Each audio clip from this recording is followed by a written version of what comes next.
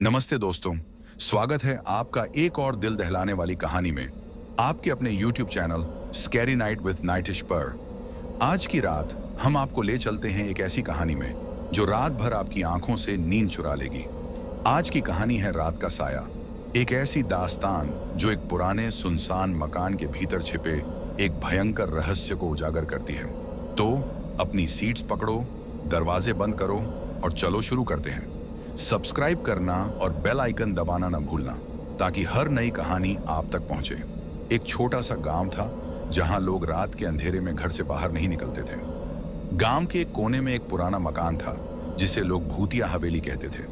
लोग कहते थे कि हर रात जब घड़ी में 12 बजते हैं वहां से अजीब अजीब आवाजें आती हैं, कभी किसी के रोने की, कभी किसी के चलने की और कभी एक औरत की हल्की हल्की सिसकियां। रोहन एक जवान लड़का जो अपने दोस्तों के साथ हमेशा कुछ नया रोमांच ढूंढता था। उसने अपने 3 दोस्तों समीर, प्रिया और विक्रम के साथ एक योजना बनाई। आज रात हम उस मकान में जाएंगे और देखेंगे कि वहां सच में क्या है, रोहन ने जोश में कहा, पर उसकी आवाज में थोड़ा डर भी था। रात के 11 बजे चारों दोस्त अपनी टॉर्च और मोबाइल फोन लेकर मकान के सामने खड़े डटे थे। मकान का दरवाजा पुराना और भारी था।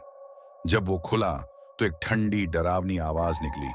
अंदर बहुत ठंड थी और टॉर्च की रोशनी में सिर्फ धूल और पुराना सामान दिख रहा था। रोहन, मुझे ये जगह अच्छी नहीं लग रही, प्रिया ने डरते हुए कहा। चलो वापस चलते हैं, लेकिन रोहन ने हंसकर कहा, अरे डरपोक मत बन, ये सब बस अफवाहें हैं। सब एकदम रुक गए। ये क्या था? समीर ने पूछा। उसका चेहरा डर से सफेद हो गया था। विक्रम ने टॉर्च ऊपर की और एक पुरानी सीढ़ी दिखी जो ऊपर जा रही थी। चलो देखते हैं, रोहन ने कहा, और वे सब धीरे धीरे ऊपर चढ़ने लगे। ऊपर एक छोटा कमरा था। वहां एक पुरानी अलमारी, एक टूटा हुआ आईना और एक छोटी मेज थी। मेज पर एक पुरानी डायरी थी जो काली और गंदी थी। रोहन ने डायरी खोली और पढ़ने लगा। डायरी में लिखा था, मेरा नाम सुमन है, मैं इस मकान में अकेली रहती हूँ। हर रात मुझे लगता है कोई मुझे देखता है, कोई जो मेरी हर सांस पर नजर रखता है। वो मुझे बुलाता है, पर जब मैं देखती हूँ वहां कोई नहीं होता। कल रात मैंने एक लंबा काला साया देखा जो मेरे पीछे खड़ा था। रोहन रुक गया। उसने अपने दोस्तों की ओर देखा और तभी आईने का शीशा अपने आप टूट गया। प्रिया जोर से चीखी और विक्रम की टॉर्च हाथ से गिर गई। अंधेरे में उन्हें लगा जैसे कोई उनके पास से गुजरा, एक ठंडी हवा के साथ। रोहन, अब बस, चल यहां से निकलते हैं, समीर ने कहा। वे दरवाजे की ओर भागे, लेकिन दरवाजा बंद था और कितना भी जोर लगाओ वो खुल नहीं रहा था। तभी प्रिया ने एक आवाज सुनी, एक हल्की सी सिसकी जो कमरे के कोने से आ रही थी। उसने टॉर्च वहां डाली और वहां एक औरत का साया खड़े डाढ़ा था। उसका चेहरा नहीं दिख रहा था, लेकिन उसकी आंखें, 2 गहरे काले गड्ढे उन्हें घूर रही थीं। प्रिया चीखकर बेहोश हो गई। जब वे उसे उठाने लगे, समीर गायब था। समीर, समीर कहाँ है? विक्रम चिल्लाया, लेकिन सिर्फ उसकी आवाज की गूंज सुनाई दी। रोहन ने डायरी फिर खोली।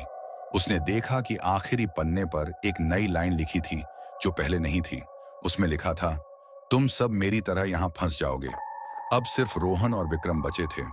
उन्होंने फैसला किया कि तहखाने में जाएंगे, क्योंकि डायरी में लिखा था कि सुमन का रहस्य वहां छिपा है। तहखाने का दरवाजा खोला तो एक गंदी बदबू आई। वहां एक पुराना आईना था, वैसा ही जैसा ऊपर टूटा था। रोहन ने आईने में देखा तो उसका चेहरा नहीं, सुमन का चेहरा दिखा जो मुस्कुरा रही थी। उसने पीछे मुड़कर देखा, लेकिन वहां कोई नहीं था। विक्रम आईने के सामने खड़ा था, लेकिन उसकी आंखें खाली थीं, जैसे उसकी रूह निकल गई हो। रोहन ने पूरी ताकत से आईना तो ढा दिया। तभी एक जोरदार चीख सुनाई दी, सुमन की चीख। मकान का दरवाजा खुल गया और रोहन भाग निकला। लेकिन जब वो गांव पहुंचा तो उसके हाथ में वही डायरी थी और उसमें एक नया पन्ना था जिसमें लिखा था, मैं अभी भी यहां हूं रोहन, तू मुझे कभी नहीं भूल पाएगा। तो दोस्तों, कैसी लगी आपको ये कहानी?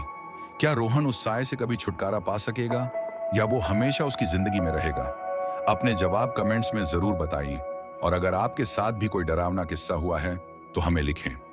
अगर कहानी पसंद आई तो लाइक और शेयर करना न भूलें और चैनल को सब्सक्राइब कर लीजिए ताकि हर हफ्ते ऐसी डरावनी कहानियां आप तक पहुंचें। मिलते हैं अगले एपिसोड में।